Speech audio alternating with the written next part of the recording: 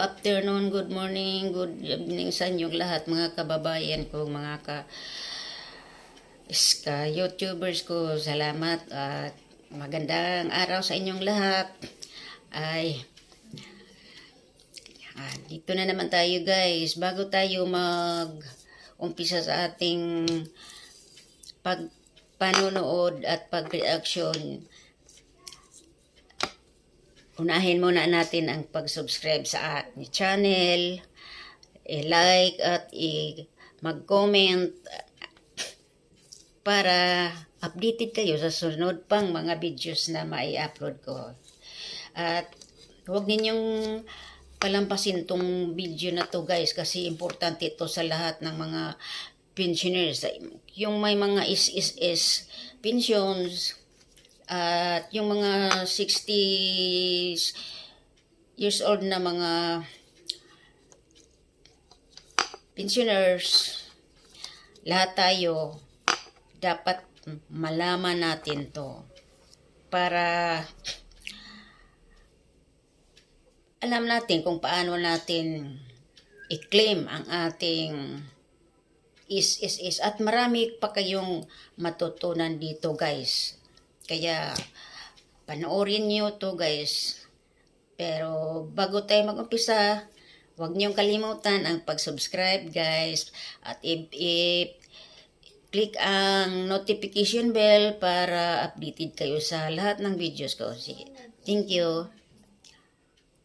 Ito na guys, ang ating mga pizza sa February 2025 na kuha sa ating SSS pension.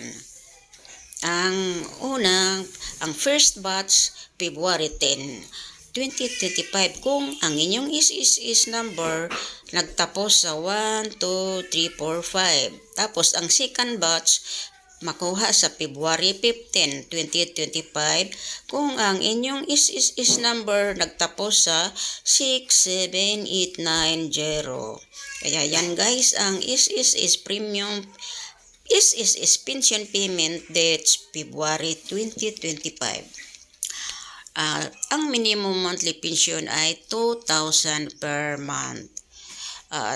Yan lang guys, ang minimum monthly pension natin ay 2,000. Tapos nadagdagan ng 1,000, naging 3,000. Ito namang kung ang iyong contributions at kung ilang taon ka nagserbisyo, ibase dyan ay 18,495 ang iyong pensyon.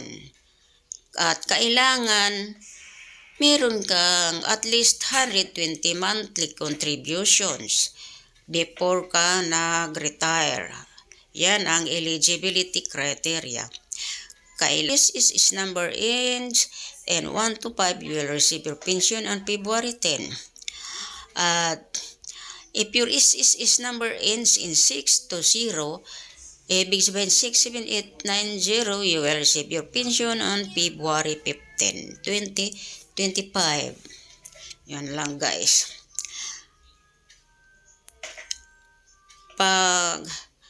Dapat itong malaman guys ninyo para makahanda kayo kung kailan kayo magpunta sa SSS or withdraw sa iyong ATM bank. At ito naman, where is the pension credited? Kung saan daw ang ating pension napunta. Ang SSS pension payment are directly deposited into the pensioner's UMID card link, bank account, or disbursement account registered with SSS. Yung ibig sabihin, mapunta agad-agad doon sa UMID card na link sa bank account, yung mga ATM nyo, kung anong mga bangko nyo, yun doon napunta ang pension nyo. At if you experience delays, check with your bank first before reaching out to SSS. Kung madilis ang pagkuha ninyo, dili pa, ibig sabihin hindi agad magkuha, i-check mo na ang bangko bago magpunta sa SB. To confirm that your pension is been deposited, you can check your bank account online or through mobile banking. Visit an ATM to verify the deposit. Use the my.sss online portal to track payment history. How is the pension computed? There are 3 formulas to determine your monthly SSS pension, and SSS will use the highest value among them. The amount you receive as a pension depends on your monthly contribution and credited years of service. Number 1, 300 plus 20% of AMEC or average monthly salary credit. 2% of AMEC for every credited year beyond 10 years. 40% of the AMEC average monthly salary credit. Number 3, 1,200 if contributions are between 10 to 20 years, or 2,400 if contributions exceed 20 years. Example, if your AMEC is 20,000 and you contributed for 25 years, your estimated pension will be around 10,000. 12. Your estimated pension will be around 10,800. Eligibility criteria for SSS pensions. To qualify for the monthly SSS retirement pension, you must meet the following condition.